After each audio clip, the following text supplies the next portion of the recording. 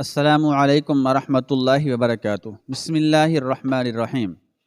کرشن راؤ کے بگڑتے ہوئے تیور دیکھ کر شجاع الدین کامران سنبھل گیا۔ میرا یہ مطلب نہیں تھا ٹھاکر۔ کامران کے لہجے میں یکا یک نرمی پیدا ہو گئی تھی۔ میں تو یہ پوچھنا چاہتا تھا کہ مجھے کب تک یہ روپوشی کی زندگی بسر کرنی ہوگی؟ 1 سال، 2 سال، 5 سال، 10 سال یا اس سے بھی زیادہ؟ کرشن راؤ نے کامران کے سوال کا جواب دیتے ہوئے کہا، جب تک تو میرے قائم کردہ معیار کے مطابق امتحان میں کامیاب نہیں ہو جاتا، پھر میں اپنی ماں سے کس طرح ملاقات کر سکوں گا؟ شجاع الدین کامران نے انتہائی کربناک لہجے میں کہا، میں اسے روتا ہوا چھوڑ آیا تھا ٹھاکر۔ وہ تو بس جوش انتقام ہے جس نے مجھے تیرے دروازے تک پہنچا دیا ہے، ورنہ میں اپنی ماں سے زیادہ دن دور نہیں رہ سکتا۔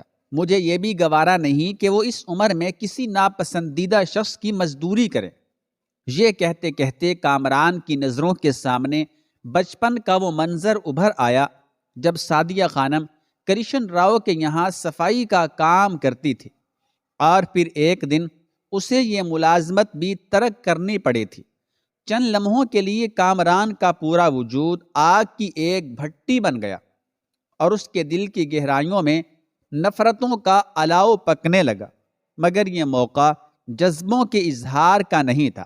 اس لیے شجاع الدین کامران نے اپنے احساسات کو سختی سے کچل ڈالا اور عام سے لہجے میں بات کرنے لگا، اگر وہ تیرے دیے ہوئے سکے قبول کر لیتی تو پھر میں ان کے معاش کی طرف سے بے فکر ہو جاتا۔ اس کے بعد اگر مجھے 50 سال بھی تیرے زیر زمین کمروں میں محصور رہنا پڑتا تو میں بخوشی اس قید کو برداشت کر لیتا۔ اگر تجھے اپنے دشمن کو شکست خوردہ دیکھنا ہے تو پھر سب کچھ برداشت کرنا ہوگا۔ کرشن راؤ نے انتہائی بے نیازی کے انداز میں کہا، اب تیری ماں مزدوری کرے یا فاقہ کشی کی حالت سے دوچار ہو جائے، تجھے وقت کے ہر فیصلے کو قبول کرنا ہوگا۔ دنیا کا نظام تیری مرضی کا پابند نہیں ہے۔ شجاع الدین کامران کے چہرے پر گہرے کرب کے آثار نمایاں ہو گئے۔ ٹھاکر، میں تو سمجھتا تھا کہ یہ کام چند ماہ کے مختصر سے عرصے میں تکمیل پا جائے گا۔ حکومت کے ایک بااثر انسان سے ٹکرانے کے لیے صرف چند ماہ کی مہلت؟ تو پاگل ہو گیا ہے کامران؟ کرشن راؤ نے تحقیر آمیز لہجے میں کہا، میں رات دن ایک کر دوں گا ٹھاکر۔ شجاع الدین کامران نے کسی معصوم بچے کے انداز میں کہا، اگر تو حکم دے گا تو میں آگ اور خون کے دریا میں کود جاؤں گا، مگر اس طویل ترین وقفے کو مختصر کر دے ٹھاکر، بہت مختصر، تیرا بڑا کرم ہوگا۔ پہلی بار کامران کے لہجے سے کسی سوالی کی گفتگو کا رنگ جھلک رہا تھا۔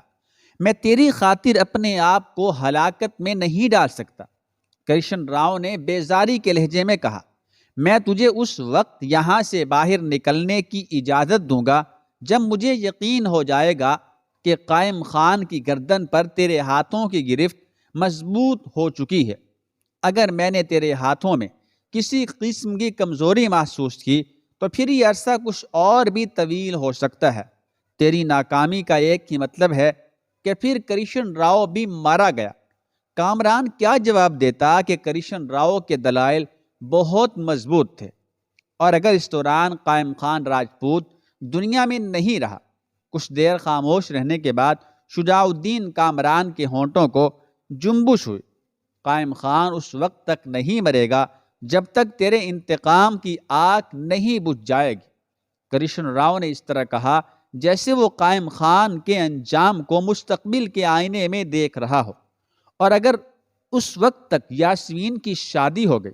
کامران اپنی زبان پر قابو نہ رکھ سکا اور جوش اضطراب میں ایک انتہائی نازک راز کو فاش کر بیٹھا۔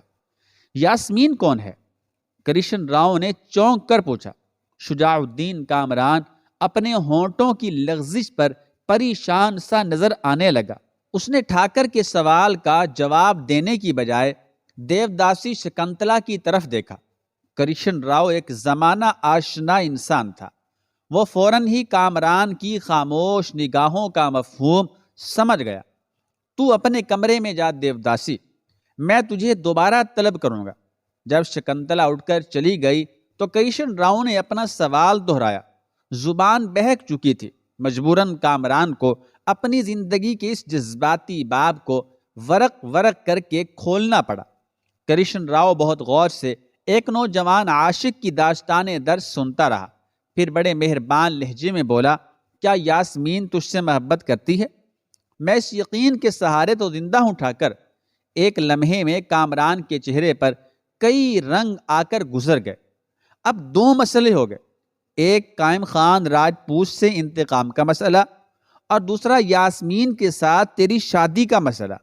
کرشن راؤ نے اپنی خمدار مونچھوں کو بل دیتے ہوئے کہا، میں نہ کہتا تھا کہ تجھے دشمن سے انتقام لینے کے ساتھ ساتھ دنیاوی شان و شوکت کی بھی ضرورت ہے۔ کرشن راؤ نے بڑی ہوشیاری سے کامران کے جذبات پر ضرب لگائی تھی۔ اس کے بعد ہزاروں قائم خان تجھے اپنی بیٹیوں کا رشتہ دینے میں فخر محسوس کریں گے۔ شجاع الدین کامران کے چہرے پر مسرت و نشاط کی ایک تیز لہر ابھری، مگر دوسرے ہی لمحے ڈوب گئی۔ اگر دولت مند ہونے کے باوجود قائم خان نے میری بات نہیں مانی۔ کامران کی آواز اچانک بجھ کر رہ گئی تھی۔ بیک وقت سینکڑوں وسوسوں اور اندیشوں نے اسے گھیر لیا تھا۔ کیسے نہیں مانے گا؟ کرشن راؤ نے چیختے ہوئے کہا، جب میں چاہوں گا تو اس کی زبان میرے علم کے مطابق گردش کرے گی، اور بالفرض یہ ممکن نہ ہو سکا تو میرے غلام اس کی بیٹی کو اسی مندر میں اٹھا لائیں گے۔ پھر تو اس رسم کو زندہ کرے گا جس کی بنیاد سمراٹ پرتھوی راج چوہان نے ڈالی تھی۔ یاسمین سنجوکتا بن جائے گی اور تو پرتھوی راج کا دروپ دھار لے گا۔ لاکھ مسلمان صحیح، لیکن تیری رگوں میں بھی تو راجپوتی خون دوڑ رہا ہے۔ جب لوگ شرافت کی بولی نہ سمجھیں، شرافت کی زبان نہ سمجھیں، تو پھر ان پر تشدد کرنا چاہیے کہ ان کے سر قدموں پر جھک جائیں اور ہونٹوں سے فریادیں بلند ہونے لگیں۔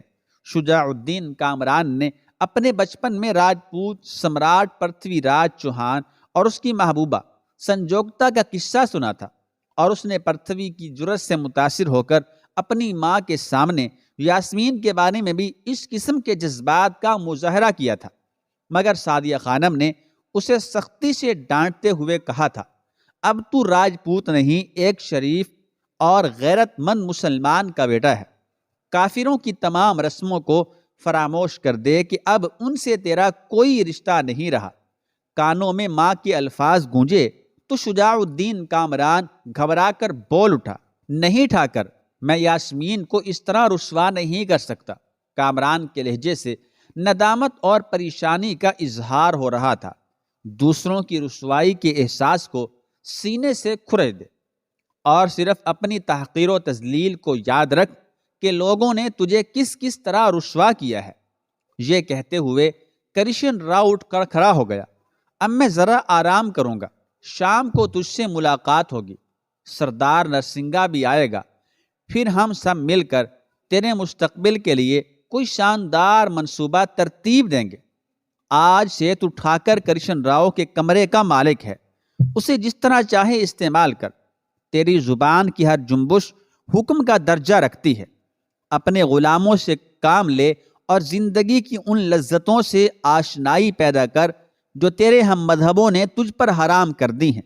یہ کہہ کر کرشن راؤ کمرے سے باہر نکل گیا۔ اب بوڑھا ٹھاکر دیوداسی شکنتلا کے سامنے کھڑا تھا اور اسے رازدارانہ سرگوشیوں میں سمجھا رہا تھا، آج کے بعد سے کامران میرے کمرے میں قیام کرے گا اور میں اس تہخانے میں منتقل ہو جاؤں گا جس سے تو خوب واقف ہے۔ کرشن راؤ کے ہونٹوں پر انتہائی غلیظ مسکراہٹ رقص کر رہی تھی۔ اب میں اپنے حقیقی چہرے کے ساتھ اس کے سامنے جانا نہیں چاہتا۔ کامران کو میری خفیہ سرگرمیوں کے بارے میں شبہ تک نہیں ہونا چاہیے۔ دوسرے لوگوں کی طرح وہ بھی مجھے ایک دھرماتما ہی سمجھتا رہے، اس میں ہماری کامیابی ہے۔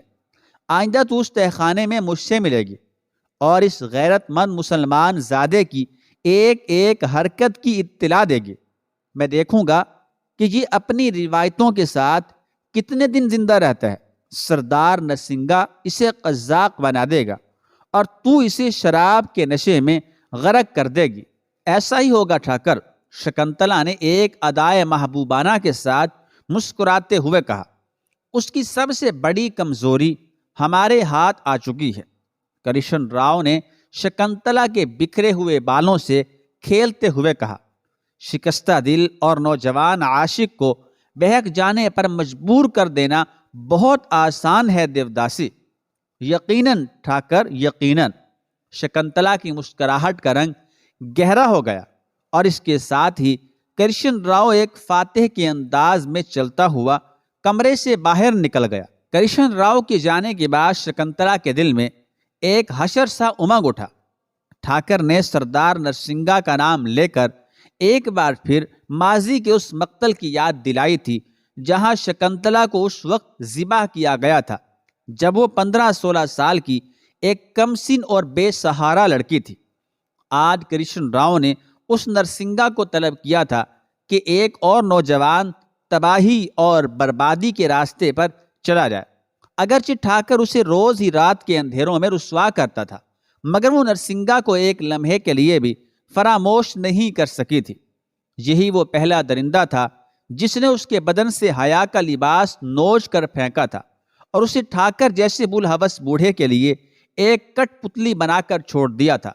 آج اس نرسنگھا کو طلب کیا گیا تھا کہ وہ مندر کی زمین دوز پناہگاہ میں داخل ہو اور اپنا نیا شکار اٹھا کر لے جائے۔ نرسنگھا کا نیا شکار شجاع الدین کامران تھا۔ ایک مسلم نوجوان کو ہلاکت کا نشانہ بنتے دیکھ کر اصولی طور پر شکنتلا کو خوش ہونا چاہیے تھا، مگر وہ فطرتاً ایک بڑی عجیب لڑکی تھی۔ جب بھی اس کی کسی ہم جنس کو دیوداس بنانے کے لیے مندر میں لایا جاتا تو وہ لرز کر رہ جاتی اور دھرم کے نام پر نفس پرستی کا ہدف بننے والی لڑکی کے حق میں دعائیں خیر کرتی۔ مگر شکنتلا کی دعائیں کون سنتا کہ اس کی دعائیں تو شیشے کی بنی ہوئی تھیں اور یہ پوری بستی پتھروں کی تھی۔ دیوتا پتھر، پجاری پتھر کے اور عمارتیں پتھر کی۔ ایک نرم و نازک سا بے اما شیشہ کب تک پتھروں سے ٹکراتا مندر کے ہر گوشے میں اس کی دعاؤں کے ٹکڑے بکھرے ہوئے نظر آتے تھے۔ آج جب اس نے شجاع الدین کامران کو اپنے سامنے پایا تو ایک بار پھر شدت خوف سے اس کا دل دھڑکنے لگا۔ کامران کی معصومیت پر شکنتلا کو ترس آ رہا تھا، مگر اس کے ساتھ ہی اسے حیرت بھی تھی کہ ایک مسلمان لڑکا کرشن راؤ کے چنگل میں کس طرح پھنس گیا تھا۔ شکنتلا نے کرشن راؤ اور شجاع الدین کامران کے درمیان ہونے والی نامکمل گفتگو سنی تھی، جس میں کسی قائم خان راجپوت اور کسی لڑکی یاسمین کا ذکر بھی آیا تھا۔ مگر اس سے پہلے کہ وہ صورتحال کو سمجھنے کی کوشش کرتی، اسے کمرے سے اٹھا دیا گیا تھا۔ اگرچہ کرشن راؤ نے ایک دن پہلے ہی اسے حکم دیا تھا کہ وہ اس مسلمان زادے کو شراب نوشی اور جسم پرستی کی لعنت میں مبتلا کر دے، لیکن وہ ٹھاکر کے منصوبے کے پورے پس منظر سے ناواقف تھے۔ اس لیے شکنتلا کو ایک بے چینی سی تھی کہ شجاع الدین کامران مسلمان ہوتے ہوئے یہاں کیوں آیا ہے۔ ٹھاکر نے شکنتلا سے یہی کہا تھا کہ کامران اپنے ماموں سے انتقام لینا چاہتا ہے اور وہ اس نوجوان کی جذباتی کمزوری سے بھرپور فائدہ اٹھائے گا۔ شکنتلا سوچ رہی تھی کہ آخر وہ کیا کمزوری ہے جس نے ایک معصوم مسلمان زادے کو ایک سفاک ہندو کے دروازے تک پہنچا دیا ہے۔ شکنتلا بہت دیر تک حالات کے اس پہلو پر غور کرتی رہی، پھر اس نے اپنے آپ کو مطمئن کرنے کے لیے یہ کہہ کر ذہن سے سارے پریشان خیالات کو جھٹکنے کی کوشش کی، تجھے کیا شکنتلا کہ لوگ سرفراز ہوتے ہیں یا انہیں بے عزت کر کے زندگی کے بازار میں پھرایا جاتا ہے؟ تو برباد ہو چکی، اب اگر ساری دنیا بھی تباہ ہو جائے تو کیا غم۔ کہنے کو یہ انداز فکر بڑا فطری تھا، مگر شکنتلا جیسی حساس لڑکی شجاع الدین کامران کو برباد ہوتے ہوئے نہیں دیکھ سکتی تھی۔ دیوداسی کی سوچ کا بنیادی سبب یہ تھا کہ وہ مسلمانوں کے بارے میں بہت زیادہ حسن ظن رکھتی تھی۔ شکنتلا سمجھتی تھی کہ دہلی پر مسلمانوں کے قبضے کے بعد اس جیسی بے شمار ہندو لڑکیوں کی حالت زار بدل جائے گی۔ شکنتلا کو باہر کی فضاؤں کا اندازہ نہیں تھا کہ اس کے شب و روز کرشن راؤ کے مذہبی قید خانے میں بسر ہو رہے تھے، پھر بھی اس اندھیرے میں وہ روشنی کا ایک خواب مسلسل دیکھ رہی تھی۔ لیکن آج جب اس نے ایک مسلم نوجوان کو ٹھاکر کے پھیلائے ہوئے جال کی طرف بڑھتے ہوئے دیکھا تو وہ بری طرح چونک اٹھے۔ جس مذہب کی یادوں کے سہارے اس نے نجات کے سہانے خواب دیکھے تھے، آج اس مذہب کا ایک پیروکار کرشن راؤ کے بت کدے میں داخل ہو گیا تھا۔ شکنتلا اپنی ہی سوچوں میں الجھ کر رہ گئی تھی۔ وہ شجاع الدین کامران سے اس تجارتی معاہدے کی تفصیلات پوچھنا چاہتے تھے جس کے تحت ٹھاکر نے اسے اپنا جانشین بنا دیا تھا، مگر ابھی دونوں کے درمیان تکلف اور فاصلے کی دیوار حائل تھی، اس لیے شکنتلا کسی مناسب وقت کا انتظار کرنے لگی۔ دوسری طرف ٹھاکر کا معتمد خاص راما راؤ اپنے آقا کے روبرو حاضر تھا اور انتہائی شکایت آمیز لہجے میں کہہ رہا تھا، ٹھاکر، آپ نے یہ کیا کیا کہ اپنے وفاداروں کے سروں کو ایک ملیچ یعنی مسلمانوں کے قدموں پر جھکا دیا؟ نہیں راما، میں اپنے جانثاروں کی کوئی تحقیر نہیں کرنا چاہتا اور نہ میں نے کی ہے، کرشن راؤ پوری سنجیدگی کے ساتھ جواب دے رہا تھا۔ آخر وہ کون سی مجبوری تھی ٹھاکر کہ آپ آکاش سے گرے اور پاتال میں اترتے چلے گئے؟ راما راؤ نے بڑے کربناک لہجے میں کہا، میں تو سوچ بھی نہیں سکتا تھا کہ یہ ہاتھ کبھی کسی مسلمان کے پیروں کو چھوئیں گے۔ مہاراج، مجھے مطمئن کر دیں کہ میری آنکھوں نے جو کچھ دیکھا تھا وہ سب جھوٹ تھا، پورا تن کرود کی اگنی میں پھنکا جا رہا ہے۔ اگر ٹھاکر آپ کے شبدوں نے اس اگنی کو نہیں بجھایا تو آپ کا یہ داس جل کر راکھ ہو جائے گا۔ راما، تجھے کیا ہو گیا ہے؟ اچانک کرشن راؤ کا لہجہ بدل گیا۔ آج تو کیسی بچوں جیسی باتیں کر رہا ہے؟ یہ کہہ کر کرشن راؤ نے شجاع الدین کامران کے باپ اور دادا کے مسلمان ہونے کا واقعہ پوری تفصیلات کے ساتھ سنا دیا۔ ٹھاکروں کے خون کی قسم، یہ ہمارے خاندان کی بڑی رسوائی تھی۔ کرشن راؤ کا چہرہ بھی غصے کی آگ میں جل اٹھا تھا۔ راما، میں اپنی آخری سانس تک اپنی اس شکست کو فراموش نہیں کر سکتا۔ میں نے بہت کوشش کی تھی کہ رائے سعید الدین اور نعیم الدین ذیشان کو اپنے ہاتھوں سے ہلاک کر ڈالوں، مگر تو جانتا ہے راما کہ میں کتنا مجبور تھا۔ دیوتاؤں نے میری انہی مجبوریوں کی لاج رکھی اور ان دونوں دھرم کے باغیوں کو ذلت اور رسوائی کے ساتھ اس دنیا سے اٹھا لیا۔ پھر میں نے اس لڑکے کامران کی ماں سعدیہ خانم کو اپنے یہاں ملازمت دے کر راجپوت نسل کی توہین کا انتقام لینا چاہا، مگر وہ بد دماغ عورت ایک دن میری غلامی کی پہنائی ہوئی زنجیر توڑ کر بھاگ گئی۔ میں نے چاہا تھا کہ وہ غربت و افلاس کے ہاتھوں مجبور ہو کر ہمارے دیوتاؤں کو غسل دے اور مندر کی صفائی کرے، لیکن وہ بد نصیب میرے منہ پر تھوک کر چلی گئی۔ کرشن راؤ کے بدن کا ایک ایک انگ نفرت و غضب کی آگ میں جل اٹھا تھا۔ راما، میری طرف غور سے دیکھ کہ وہ تھوک میرے چہرے سے بہتے بہتے پورے جسم پر پھیل گیا ہے۔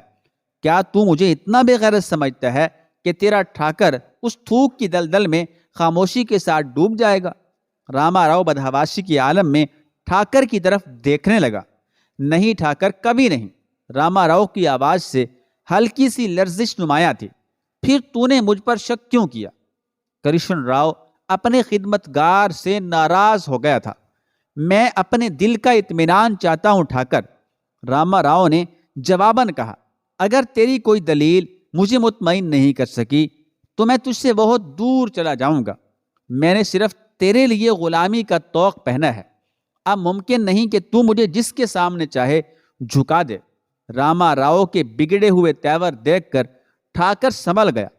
ہاں، میں تجھے مطمئن کروں گا کہ تو ہی میرا جانثار ہے اور تو ہی میرا حرف اعتبار ہے۔ کرشن راؤ کا انداز بڑا شاطرانہ تھا۔ تو نہیں جانتا راما کہ وہ لڑکا کتنا سرکش اور بدگمان ہے۔ میری ہر بات کو شبہات کی نظر سے دیکھتا ہے، اس لیے میں نے مصلحتاً اسے اپنا جانشین بنایا۔ وہ میرے اس فیصلے پر یقین نہیں کر رہا تھا۔ مجبوراً میں نے تجھے اور دوسرے خدمتگاروں کو اطاعت و فرما برداری کا حکم دیا۔ کرشن راؤ نے اپنے منصوبے کی وضاحت کرتے ہوئے کہا، میرے اس مظاہرے سے اس کا بے قرار ذہن ٹھہر سا گیا ہے اور مجھے میری کامیابی کی منزل سامنے نظر آ رہی ہے۔ وہ ایک لمحے کے لیے بھی اپنی ماں کو تنہا چھوڑنے پر آمادہ نہیں تھا، مگر میں نے اپنی ذہانت سے دونوں ماں بیٹے کے درمیان ایک ناقابل شکست دیوار کھینچ دی ہے۔ اب وہ مغرور عورت کبھی اپنے بیٹے سے نہیں مل سکے گی۔ میں کامران کو نرسنگا کی نگرانی میں ایک خون ریز ڈاکو بناؤں گا۔ وہ ہمارے لیے لوگوں کی گردنیں کاٹے گا اور ان کے مال کو لوٹ کر ہمارے خزانوں کے منہ بھرے گا۔ پھر جب میں کامران کی کارکردگی سے مطمئن ہو جاؤں گا تو اسے قائم خان راجپوت کی طرف چھوڑ دوں گا۔ مجھے یقین ہے کہ میرا تربیت یافتہ بھیڑیا قائم خان کے جسم کو پھاڑ ڈالے گا۔ اگر پکڑا گیا تو اسے پھانسی ہو جائے گی اور سعدیہ خانم دہلی کی گلیوں میں بین کرتی پھرے گی۔ اگر کامران قائم خان کو قتل کر کے اس حصار سے باہر نکل گیا تو پھر ساری زندگی ہمارے اشاروں پر ناچے گا اور یہ ہماری بڑی فتح ہوگی۔ ایک مسلمان اپنے ہی ہم مذہبوں کا خون بہائے گا۔ یہ کیسا نشاط انگیز اور دلچسپ تماشا ہوگا راما۔ کرشن راؤ کا ایک مکروہ قہقہا فضا میں گونج اٹھا۔ میری پہلی کوشش یہی ہوگی کہ کامران قائم خان کو قتل کر کے قانون کی گرفت سے محفوظ رہے۔ اس طرح سعدیہ خانم روز جیے گی اور روز مرے گی۔ تو نہیں جانتا راما کہ میں اس عورت سے کیسا بھیانک انتقام لینا چاہتا ہوں۔ دیوتا میری مدد کریں اور تیرا ذہن شک کے غبار سے صاف ہو جائے۔